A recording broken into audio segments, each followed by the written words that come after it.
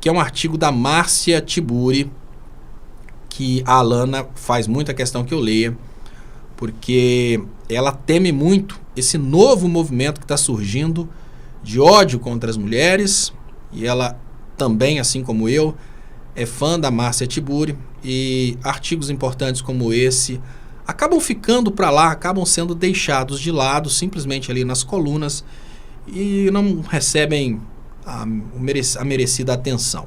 Mas antes disso, ajuda aí, 038-761-09604.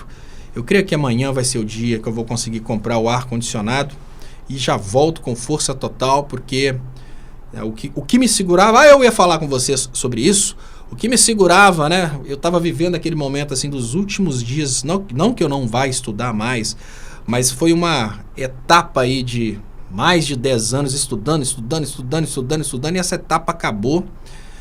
Não que ela tenha acabado, mas é porque eu estudaria até domingo, porque seria a prova da OAB. Mas como eu não vou fazer a prova porque é lá em Viçosa, então eu resolvi antecipar. Ontem foi aquele dia que eu dormi um pouquinho mais hoje também. Agora eu começo a reorganizar para colocar o canal em ordem e colocar as coisas no lugar. Então eu não vou mais para Minas para fazer prova, então fica para frente, fica para quando der. Acabou essa fase minha de estudos e é o início de uma nova era que eu vou focar muito mais aqui no canal. Então deixa eu ler aqui Márcia Tiburi. Parabéns a Márcia pelo trabalho que ela faz, né? Nadando contra a maré. Vamos lá.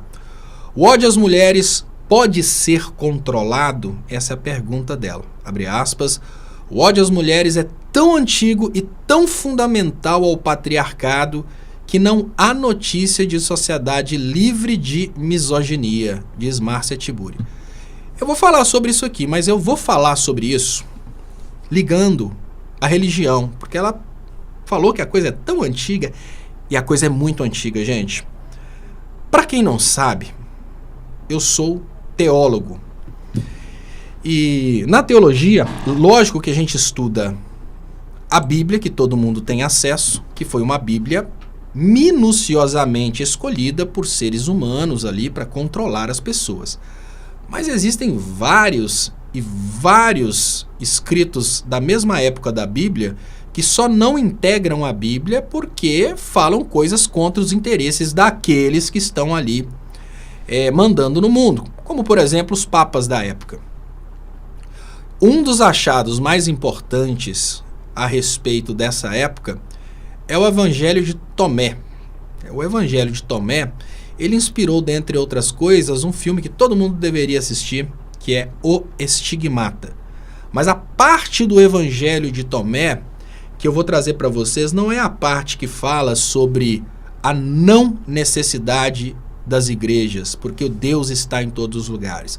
Inclusive, o Evangelho de Maria Madalena foi escondido exatamente porque ele deslegitima completamente as igrejas de interpretarem o que Jesus disse.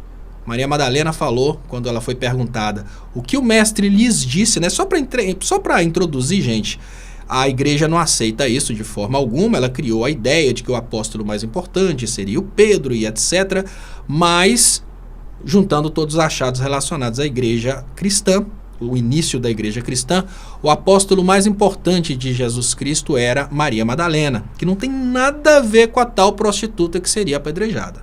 São 3 Marias, né? A Maria Madalena, que é o apóstolo mais importante de Cristo, a Maria que foi apedrejada e a Maria, mãe de Jesus Cristo. A igreja confunde tudo para criar uma situação extremamente bizarra, que é assunto para uma live inteira. Mas só para trazer para vocês como essa situação é pesada, deixa eu mostrar para vocês aqui um ponto em que os apóstolos brigavam com Jesus Cristo porque Maria Madalena era mulher. A briga era só por isso. Tá aqui, ó. Simão Pedro disse-lhes: que Maria saia do nosso meio, pois as mulheres não são dignas da vida. Olha só. E Jesus disse: eu mesmo vou guiá-la para torná-la macho. Olha só. Torná-la macho, para que ela também possa tornar-se um espírito vivo semelhante a vós, machos, porque toda mulher que se tornar macho entrará no reino do céu. Eu não faço nem ideia do que Jesus disse quando ele disse que a mulher tinha que se tornar macho para entrar no reino dos céus.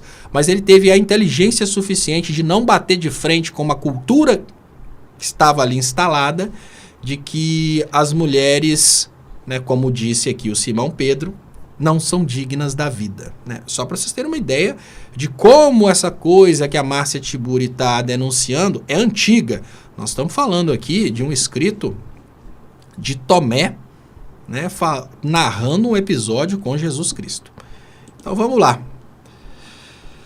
Atualmente fala-se muito em misoginia, mas será que as pessoas sabem o que realmente significa misoginia? O ódio às mulheres é tão antigo e tão fundamental ao patriarcado que não há notícia de sociedade livre de misoginia. Esse ódio não apenas faz parte, mas é o núcleo fundador da cultura patriarcal. Portanto, se trata de um padrão de pensamento e de afetividade que gera um comportamento generalizado.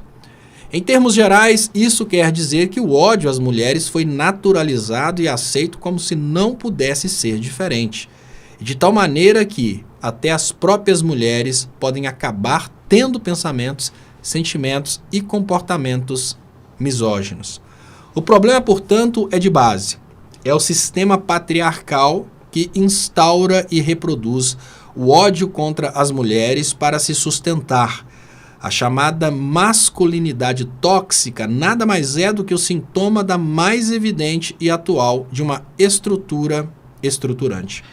Para usar o termo de Pierre Bourdieu para explicar o funcionamento de um sistema pela repetição de seu padrão. Entramos em 2024 com a notícia do feminicídio de Julieta Hernandes, que, no seu ofício de palhaça, atravessava o Brasil de bicicleta. Julieta se torna parte da estatística de 5 mulheres mortas por dia no Brasil. Para nosso horror e vergonha, nosso país está no topo do ranking de violência extrema, que é o feminicídio, ou seja, o assassinato de uma mulher apenas por ser mulher. O feminicídio é a confirmação do ódio em seu estado mais puro, que não controla seu sadismo e sua crueldade. O patriarcado implica uma eterna sentença de morte contra as mulheres, contra todas e cada uma, nenhuma escapa.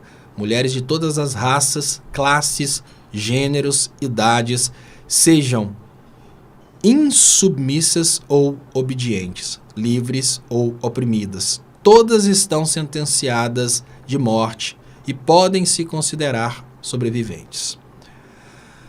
Se a misoginia é o que está na base de todas as violências e também do feminicídio, criminalizar a misoginia, equiparando-a legalmente à homofobia, à transfobia e ao racismo, é importante para cortar o mal pela raiz, sinalizar para o fundamento do patriarcado no qual se faz o exercício do machismo de diversos modos, que é o que pode alcançar em termos culturais com uma lei que aponte para a necessidade de combater o horror em seus fundamentos últimos.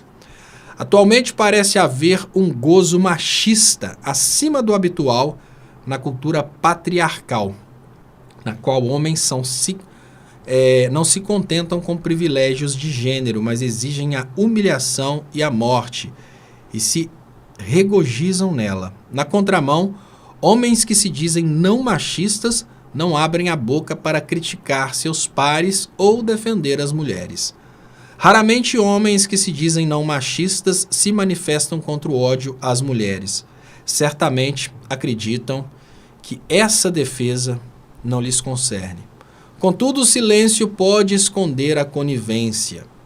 Precisamos que os homens ajudem a controlar o ódio que sua classe produz. E para isso, os homens, principalmente os mais engajados, que se dizem de esquerda e não machistas, precisam sair do seu confortável silêncio, que não deixa de ser um privilégio de classe. Então tá aí o artigo da Tiburi, da Márcia Tiburi.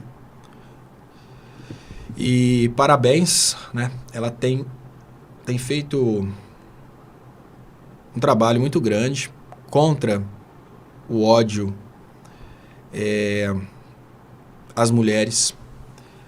E enquanto algumas pessoas fazem um trabalho de formiguinha para diminuir o ódio contra as mulheres, infelizmente os nossos parlamentares, por politicagem, fazem trabalhos poderosíssimos para aumentar o ódio contra as mulheres.